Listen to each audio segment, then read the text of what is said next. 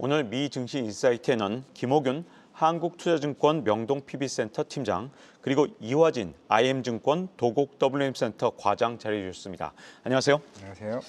자, 이 개장 전에 올해 개인 소비자 지출 이 데이터들이 나오면서 약간 시장의 전망보다 좀 안 좋게 나왔기 때문에 좀 세부 내용에서 좀 살펴볼 것들이 좀 있을 것 같아요. 자, 일단 김호균 팀장 어떻게 보셨는지 궁금한데요. 네, PC가 발표가 됐습니다. 일단은 PC 자체는 예상치에 부합했다고 봐야 할 것 같은데요. 전년비 2.3% 그리고 전월비 0.1% 상승한 수치가 나왔고 완만한 물가 상승 정도로 이해하면 좋을 것 같습니다. 하지만 근원 PC는 소폭 예상치를 상회하는 그림이 나왔거든요. 그러니까 2.7% 상승인데 예상치가 2.6이니까 0.1 정도 높게 나왔고요, 예상치보다. 그리고 이제 전월비 대비도 0.2% 올라가면서 예상치는 0.1보다 마찬가지 0.1인데 이게 좀 폭이 작다 보니까 좀 크게 느껴질 수 있을 것 같습니다. 사실 물가는 약간의 부담, 하지만 완만한 상승 정도로 평가할 수 있을 것 같습니다. 네, 사실 올 개인 소비자 지출 통계가 나온 다음에 시장의 흐름이 어떻게 될 것인가, 뭐 주식이나 채권이나 어떤 영향을 받을까 궁금했는데요. 자, 이화진 과장 어떻게 보셨습니까? 그렇죠. 이제 뭐 6월, 7월 달 데이터도 굉장히 중요하긴 하겠지만은 이제 PC 데이터에 대한 관심도 물론 이제 아까 이제 발표하고 난 이후부터 이제 특히 신년물 국채금리 같은 경우가 4.25%까지 이제 빠르게 이제 내려왔었습니다. 이제 아까 말씀하셨던 것처럼 PC 물가가 소폭 이제 상승했음에도 불구하고 빠졌다가 다시 이제 상승하는 흐름 나와 있는데 지금은 이제 4.26%까지 국채금리가 이제 올라오게 됐고 대신에 시장은 결국에는 아직까지는 향후에 파월 의장 얘기처럼 이제 7월이나 8월달에 6월, 7월 데이터를 좀 더 확인할 필요가 좀 있는 상황이기 때문에 이제부터 이제 관세 데이터가 과연 이 시장 물가에 어떠한 영향을 미칠지에 대해서 좀 분위기가 좀 나오는 상황인데 일단은 크게 채권에 대한 이제 크게 변동성은 아직까지는 나오고 있지 않다 정도 좀 해석할 것 같습니다. 네, 지금 현재 시장의 분위기가 굉장히 좋죠. S&P 500 지수 같은 경우에는 오늘도 사상 최고치를 계속해서 경신해서 나가고 있는 모습입니다. 과연 하반기에도 이런 좋은 모습, 좋은 흐름을 계속할 수 있을지, 자, 먼저 김호균 팀장 어떻게 보시는지 궁금한데요. 네, S&P 사상 최고치를 기록 중인데 나스닥 선물지수 같은 경우는 일찍이 신고점을 돌파하는 모습입니다. 저는 지금의 상승장을 위기가 만든 상승장이 아니냐 생각하는데요. 상승 모멘텀이 강하게 있지 않았지만 어떤 위기 상황 속에서 눌려 있다가 위기가 해소되면서 오히려 이전보다 더 점프를 하는 위기가 상승을 불러일으킨 것 같다. 대표적인 게 중동 이슈인 것 같습니다. 뭐 트럼프와 머스크의 충돌도 마찬가지고요. 그렇게 보고 25년을 전체적으로 봤을 때 상승세는 이어갈 가능성이 높지만 하지만 그 경로는 매우 복잡하지 않을까 일단 생각을 합니다. 일단 당장의 상승 모멘텀이 추가적으로 무엇이가 있을까라고 상당히 고민이 되는데요. 일단 가깝게 생각할 수 있는 거는 이제 돌아오는 어닝 시즌. 그런 어닝 시즌에서 기업 실적이 잘 나오고 특히 AI에 대한 수요가 확인이 되면 AI뿐만 아니라 에너지 수요까지 같이 올라가는 이전 분기의 어닝의 힘, 그거를 기대해 볼 수 있을 것 같고요. 이 두 번째는 금리 인하 가능성이 높아지게 되면 아무래도 증시에 좀 그 호재로 작용하기 때문에 이런 좀 땔감들이 있을 것 같습니다. 하지만 이 기술적 단기 반등에 따른 차익 실현 욕구도 많이 높은 상황이고요. 그리고 아직은 좀 수면에 가라앉고 있지만 슬슬 올라오고 있는 7월 초 관세에 대한 얘기가 나오게 되면 이런 부분들이 시장에 어떻게 작용할까? 이런 것들이 종합적으로 작용하게 되면 경로 자체는 매우 복잡하게 올라가는 그림이 나오지 않을까? 이렇게 고민하고 있습니다. 네, 일단 뭐 상승장 쪽을 보신다 하더라도 변동성이 크다 이렇게 보시는 것 같은데요. 자, 이화진 과장께서도 어떻게 보시는지 좀 궁금하거든요. 결국은 이제 시장에서 이제 우려했던 이제 리스크 자체들, 물론 관세 유예 얘기도 나오고 있다는 것 자체가 결국에는 이제 트럼프가 원하는 관세에 대해서 뭐 협박을 한다는 게 아니라 결국에는 협상을 통해서 어느 정도 안정적으로 갈 가능성이 굉장히 좀 높아지는 측면이 좀 있는 상황이겠죠. 물론 이제 최근에 마이크로 실적 발표도 뭐 하반기 가이던스가 좋아졌고 특히 최근에 소비재와 같은 나이키도 이제 실적이 생각보다 적자폭을 줄여들게 되면서 이제 굉장히 급하게 좀 강력하게 좀 올라오고 있는 상황인데 전반적으로 이제 하반기가 이제 상반기보다는 그 어닝 시즌에 대한 가이던스가 충분히 좀 올라갈 수 있을지 않을까 좀 생각하고 있는데 그게는 결국에는 관세와 이제 금리와 관련된 이슈들이 하나둘씩 그 리스크들이 사라지게 되면서 이제 어닝에 대한 기대치가 이제 올라가지 않을까 생각하고 있는데 물론 이제 어제 이제 엔비디아가 시총 1위로 올라가게 되면서 그런 AI 시장에 대한 인프라 결국에는 트럼프 대통령도 여기와 관련된 AI 행정명령에 대한 시장이 이제 본격적으로 부각될 가능성이 있기 때문에 결국에는 이제 빅테크 업체들과 관련된 흐름들이 더 강한 움직임으로 갈 가능성이 좀 있지 않을까라고 좀 생각을 하고 있습니다.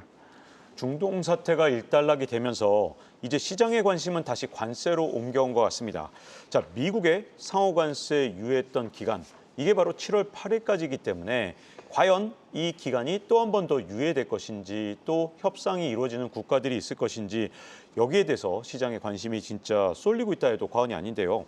자, 과연 앞으로 각 국가의 협상이 잘 마무리될지 앞으로의 전망이 어떨지 김호균 팀장께서는 어떻게 생각하십니까? 네, 슬슬 관세 얘기가 나오기 시작하는 것 같습니다. 나토 정상회담에서도 다른 국가 대부분의 국가들이 이 5% 룰을 이제 받아들이면서 트럼프가 좋아했는데 스페인만 안 된다라고 얘기하면서 트럼프는 바로 관세 얘기를 꺼내들었습니다. 관세를 2배 때리겠다. 관세를 공격하는 모습이 나왔고요. 어제 나온 얘기 중에 관세 얘기도 있었는데 중국과 인도 관세 논의가 긍정적으로 진행 중이다라고 얘기를 했는데 정작 그 대상국들은 조용합니다. 이 모든 국가 협상할 필요가 없다라고 하면서 좀 빠르게 미국이 다 정할 수 있다라는 얘기도 꺼내오고 있습니다. 지금 영국 하나 끝낸 상황이고 시간이 얼마 남지 않았기 때문에 이제 유예 가능성도 백악관 자체에서 흘러나오고 있고 이런 시장 분위기를 조성하고 있는데 그렇다면 과연 이렇게 분위기가 좋은 분위기가 흘러가면서 관세 얘기가 해결될까? 저는 트럼프를 믿지 못하겠습니다. 예, 오히려 증시가 좋고 좀 체력이 있을 때 관세 이슈를 흔들면서 상대방 국가들 흔들고 협상을 끌어내는 스타일이기 때문에 이렇게 분위기가 시장 친화적으로 간다 하더라도 믿고 있는 게 상당히 불안하다고 생각을 하고요. 이 관세 이슈로 분명히 7월 초에는 그러니까 6월까지는 약간 윈도우 드레싱 장처럼 시장이 끌고 간다면 7월 초에는 관세 이슈가 좀 올라오는 가능성이 높지 않을까라고 생각하고 있습니다. 그러면 과연 미 증시가 어떻게 될지 많은 분들이 궁금하실 텐데 미 증시의 시나리오는 어떻게 보시는지 궁금한데요. 네, 일단은 사실 어느 정도 이 저점을 찍고 올라오는 구간에 있어서 정말 V자 반등이라고 표현 안 하면 다른 설명이 안 되는 정도의 강한 반등이 왔는데 올라오는 구간에 어떤 차익 실현 효과가 많이 올라왔음에도 불구하고 왜 이게 한 번도 안 쉬고 갔지? 라고 생각해 봤을 때 저는 수급적으로 이해를 해봤거든요. 이게 시장이 하락할 때 관세 이슈로 하락할 때 헤지 펀드들이 매도를 많이 했고 그 바닥에서 잡았던 거는 일반 개인 투자들이 많이 잡았다고 합니다. 실제 그거는 이제 수급상의 데이터도 나오는 부분이고요. 그러면 이 하락에서 상승을 먹은 이제 개인 투자들이 있지만 기관 투자자들, 헤지 펀드들은 수익을 못 냈기 때문에 이후에 상승 흐름을 주도한 것은 기관 투자자고 그렇기 때문에 정상적인 차익 실현 매물을 기관이 소화하면서 끌어올린 것이 아니냐. 그러니까 6월에 이제 마무리가 되고 윈도우 드레싱도 끝나게 되면 7월에는 어쨌든 간에 이 기관의 매도세도 출현 가능성이 높고 트럼프의 어떤 관세의 변수 그러니까 즉 투심이 약간 위축될 수 있는 시그널들이 나올 가능성이 높다. 확률적으로 그렇게 보고 있습니다. 네, 요즘에는 뭐 자동차 산업이 워낙 첨단 산업으로 자꾸 떠오르고 있기 때문에 자동차에 대한 관심도 높죠. 근데 미국이 25% 관세를 적용한 차량 부품의 종류를 확대할 것이다. 이런 소식이 나오고 있습니다. 자동차 부품에는 이 지난 5월 3일부터 25% 관세가 기존 관세에 추가로 부과되고 있는 상황인데 자, 과연 앞으로 어떤 섹터, 어떤 종목이 타격을 받거나 또는 수혜를 받을지 궁금해지거든요. 자, 일단 이화진 과장께 먼저 여쭤보겠습니다. 네, 이제 결국에는 지금 자동차 회사들 뭐 관세 이제 부과하기 전 이제 1분기 실적을 보게 되면 결국에는 기존의 이제 선제 물량들이 빠르게 이제 어느 정도 재고 물량을 털기 위해서 이제 실적이 또 잘 나왔고 결국에 2분기 실적에 대한 우려는 있을 것으로 이제 보이고는 있지만은 결국에는 어느 정도 좀 주가는 충분히 좀 반영이 좀 되어 왔지 않았을까 생각을 하고 있습니다. 물론 이제 제너럴 모터스나 아니면 이제 포드 같은 회사들도 물론 미국에서 이제 생산하는 이제 비중 자체가 50에서 한 60%이기는 하지만은 결국에는 추후에 이제 미국 쪽에 대한 현지 공장에 대한 이전도 계속 이제 발빠르게 움직일 가능성이 크고 물론 최근에 도요타 모터스 같은 경우도 주가가 좀 빠지는 흐름이 있죠. 결국에는 이거는 미국과 일본의 협상이 생각보다 지지부진하는 측면이 있는 상황이기 때문에 혼다나 일본 자동차 같은 경우는 그런 흐름을 좀 보여주고 있긴 하지만은 특히나 지금 이제 제너럴 모터스 같은 경우도 계속 꾸준히 지금 뭐 전기차나 이런 하이브리드 관련된 이제 여러 가지 좀 대안책을 계속 준비하고 있는 상황이기 때문에 그동안 주가가 올라왔다. 물론 이제 5월 달부터 오히려 더 주가가 올라갔다는 거는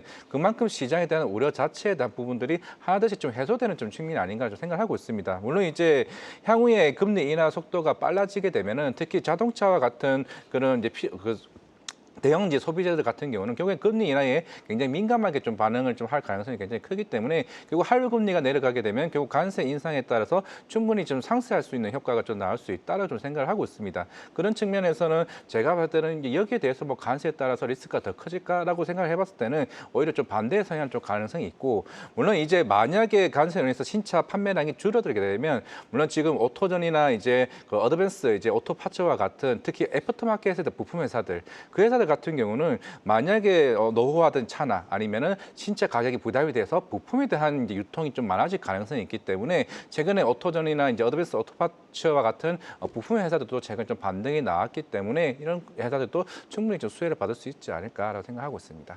네, 트럼프 대통령이 뭐 다른 건 몰라도 품목 관세에 큰 관심을 갖고 있고 그중에 핵심이 자동차 부분인 것 같습니다. 자, 그래서 과연 앞으로 자동차 섹터 어떤 변화가 올지 궁금한데요. 자, 김호균 팀장은 어떻게 생각하십니까? 네, 말씀하신 대로 트럼프 대통령이 다른 건 모르겠지만 자동차는 25% 기준을 못 박은 것 같습니다. 상당히 높은 관세이고 영향을 미칠 수밖에 없는데 그만큼 자국 산업에 대한 보호를 확실히 가져가는 것 같고요. 관세 적용 품목의 확대라는 내용인데 이걸 일반적으로 보게 되면 이게 25% 관세 부과가 다른 부품까지 적용되게 되면 부품을 수출하는 업체뿐만 아니라 미국의 자동차 기업도 타격을 받을 수밖에 없습니다. 근데 이게 좀 더 들어가 보니까 좀 독특한 부분이에요. 해당되는 상황이 뭐 트럼프가 부과하거나 이런 게 아니라 업계의 요청으로 상무부가 접수해서 진행하는 것이 이게 7월에 적용된다는 얘기인데 그러면 이렇게 된다면 미국 로컬 기업에 유리한 쪽으로 기존에 커버하지 못하는 걸 요구해서 나올 것이다. 그러면 해당되는 이슈에 맞는 수혜는 일단 미국의 로컬 자동차 기업이 되지 않을까라는 게 1차적인 부분이고요. 그리고 어쨌든 이 부분이 관세 이슈이기 때문에 지금 시장을 어떻게 주도하고 있는 관세 회피주의 부각이 다시 한번 일어나지 않을까. 그리고 관세 영향을 받는 기업들은 대부분 좀 약간 눌림 현상이 나오지 않을까라고 생각을 하게 됩니다. 네, 1분기 GDP 확정치가 나왔는데 이게 잠정치보다 좀 악화돼서 마이너스 0.5%가 나왔습니다. 여기에 대해서 소비 지출이 좀 악화된 것이 원인이 됐다 이렇게 분석이 나오고 있는데 과연 이걸 어떤 여파로 봐야 되는지 관세인가? 아니면 또 다른 문제가 있나? 어떻게 보시는지 이화진 과장께서 어떻게 보셨습니까? 네, 물론 이번 소비 지출 감소 자체가 그 코로나 이후에 가장 최저치 정도로 이제 지출 감소가 좀 나왔던 곳도 있는데 물론 그동안 이제 자동차와 같은 내구재 소비도 이제 크게 많이 줄어들기도 했습니다. 물론 이제 수입 물량도 굉장히 크게 이제 늘어나게 되었는데 대략 전년도 대비해서 거의 40% 가량 이제 수입이 늘어났습니다. 결국 이것도 관세와 좀 영향을 좀 할 수밖에 없는 상황이고 결국 관세 회피를 위해서 좀 조기 수입 효과가 GDP 좀 잠정치 하락을 더 크게 좀 불러일으키지 않았나 생각을 해봤을 때는 소비 지출 감소와 결국에는 정부 지출에 대한 감소도 복합적으로 섞이게 됐고 결국에는 관세 회피에 따른 이제 그런 이제 그 조기 수입이 결국에는 복합적으로 좀 작용한 결과가 아닌가 생각을 하고 있는데 결국에는 이제 시장에서 이제 보는 건 결국 2분기겠죠. 그럼 2분기 때부터는 물론 이제 우리가 1분기 때 그 수입 물량이 많이 늘어나게 되면서 오히려 그런 급증이 나왔더라면은 오히려 2분기 때부터는 수입 물량이 점차 감소될 가능성이 있는 좀 상황이기 때문에 특히 애틀랜타 연은 같은 경우는 오히려 선장 국면으로 지금 예측을 하고 있는 측면이기 때문에 뭐 그에 대한 뭐 시장에 대한 뭐 정도 반응 속도는 그렇게 좀 제한적이지 않았나 좀 생각을 하고 있습니다. 네, 트럼프 대통령이 파월 연준 의장의 후임을 조기에 좀 선정을 할 것이다. 이런 소식에 달러화가 약세를 보였거든요. 자, 달러 인덱스가 3년 3개월 만에 최저치를 보였는데 하반기에도 이 달러 약세 흐름이 계속될지 김우균 팀장 어떻게 보십니까? 네, 저도 이 얘기를 듣고 달러 인덱스를 보니까 점점 정말 달러가 좀 지속적으로 약세 흐름을 보이고 있더라고요.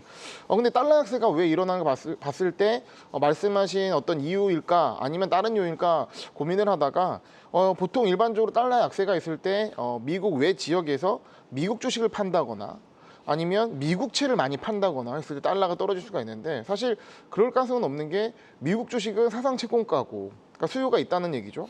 미국채도 국채 가격이 상승하고 금리가 하락하는 모습이 나오니까 이거 둘 다 아닌 것 같다는 거죠. 그러면 이런 수급적 이슈보다는 어떻게 보면 약달러 정책 영향을 받아서 계속 지속적으로 완만하게 하락하지 않나라고 생각이 되는 거고요. 그러면 이 지금 말씀하신 파월 의장 후임에 대한 얘기가 나오는 거로 연결 봤을 때 저는 달러의 흐름보다는 금리 인하 가능성에 좀 더 영향을 미치지 않을까 생각을 합니다. 그래서 특히 장기 금리 흐름을 시장이 예측하기에 좀 하락할 것이다. 왜냐하면 이게 어떻게 보면 연준이 스탠스가 이 파월 의장이 교체되면서 이 트럼프의 영향으로 금리 인하되는 쪽으로 바뀔 것이다라고 보는 것이고요. 그럴 수밖에 없는 게 이전 FOMC에서 점도표가 중간에 몰려 있는 게 아니라 양쪽 극단에 몰렸기 때문에 한두 병만 이제 의장 조율에 넘어가더라도 이 금리 인하 쪽으로 확 쏠릴 수가 있거든요. 그래서 이런 부분들이 시장이 예측을 하고 인하 쪽으로 방향을 잡는 것이 아닌가, 금리 하락 쪽으로 방향을 잡는 것이 아닌가라는 생각을 하고 있습니다. 네. 어쨌든 트럼프 대통령이 이렇게 온갖 방법으로 압박을 하고 있는데도 불구하고 파월 의장의 의지도 확고한 것 같습니다. 최근 이틀에 걸친 의회 증원에서 이 금리 인하 신중론을 재확인했는데 자, 하반기의 기준금리 인하는 과연 언제쯤 될지 이화정 과장 어떻게 보십니까? 물론 이제 PC 데이터가 나왔고 지금도 CME 패드워치에서도 이제 9월 이제 금리 인하로 그 가능성이 굉장히 좀 높아지고 있는데 물론 이제 최근에 뭐 파월 의장이 뭐 조기 레임덕 이슈도 나오고 있고 뭐 특히나 이제 윌러 연준 이사나 아니면은 이제 보우만 이사 그리고 이제 골스비 이사까지도 이제 뭐 7월에 금리 인하를 해야 된다라고 얘기는 하고 있지만은 보우만 이사와 윌러 연준 이사 같은 경우는 사실 트럼프 대통령이 임명했던 이제 연준입니다. 물론 그러면서 이제 차후 연준 의장에 대한 후보까지 크리스 윌러가 이제 나오고 있는 상황인데 결국에는 이제 파월 의장 말대로 결국에는 6월 7월 달 데이터 보자. 그럼 결국에는 다음 달 7월이나 이제 8월이 되겠죠. 그 데이터가 명확하게 이제 물가가 잡혔는지 조금 봐야 될 상황인 것 같고 물론 이제 코어 이제 CPI 같은 경우는 아직까지는 2.8, 2.9%까지 지금 움직이고 있는 상황에서 물론 이제 중농 사태가 어느 정도 마무리가 된 상황이기 때문에 그것만 확인하면은 되지 않을까라고 해봤을 때는 사실 7월은 제가 볼 때는 좀 무리가 있는 상황이고 결국 9월 여기는 어제 최근에 여러 가지 그 데이터가 나오게 되면서 특히 올해는 금리 3회까지 좀 가능성이 좀 있는 좀 상황이기 때문에 결국에는 그 이후에 대한 모습을 우리가 좀 보는 게 맞지 않을까 좀 생각을 하고 있습니다. 네, 일단 시장에서 과연 금리 인하 기대가 얼마나 커질 것이냐 이것도 궁금해지는데 김호균 팀장은 일단 시장에서 금리 인하 기대도 좀 커지고 있는 상황을 좀 짚어주셨어요. 그러면 과연 언제 진짜 금리 인하가 될 거라고 보십니까? 일단은 7월이냐 9월이냐인데 9월 이전은 좀 가능성이 매우 높게 보고요. 시장도 그걸 생각하고 있는 것 같습니다. 근데 7월에 대한 가능성은 어떤 것이냐? 그러니까 노멀하게 가면 9월 인하가 될 것 같고요. 7월 인하는 뭔가 관세나 혹은 다른 이슈로 인해서 경기 침체가 우려될 정도의 충격이 있으면 7월 인하까지도 가능하다. 근데 그게 무슨 소리냐? 갑자기 뜬금없이 경기 침체 하실 수 있는데 우리가 잊지 마셔야 될 게 4월 2일에 그 해방의 날에 충격이 있을 때 경기 침체를 우려하면서 당시엔 5회 인하까지 예상을 했습니다. 그러니까 시장이 단기적으로 충격을 먹게 되면 갑작스럽게 스탠스가 바뀌는 거고 연준의 판단도 바뀔 수 있기 때문에 그런 경로에서는 7월 인하 가능성도 어느 정도 점쳐지고 있다 이렇게 생각하게 됩니다. 네, 오늘 이렇게 미증시 인사이트에서는요. 이화진 과장 그리고 김호균 팀장 이렇게 두 분과 함께 얘기를 나눠봤습니다. 두 분 나오셔서 감사합니다. 감사합니다.